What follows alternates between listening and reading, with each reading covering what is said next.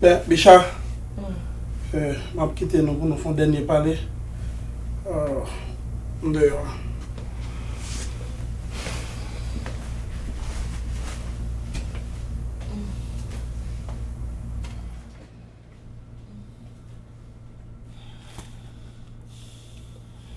Bicho, t'as des bagailles.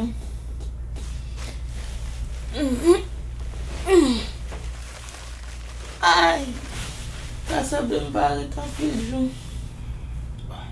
Bagay la e pa selman pe jou non, ki kabare to ka. Kabare to an pil minouit tout parce que bon, konen se la vie. Men wèm la nan denye mouman yo pou mbo kouray. Si wap rale pou ale nan men mari ou ak ken mari ou. Bicho, on va m'aller. Et quelque bail me t'a suite pour mettre moi. Wala vem chéri. Pour mettre moi bicho après son petit mon yo moi. Oh. Mwen kak si yo pat men bezon kwa ze. Si moun yo, des ami,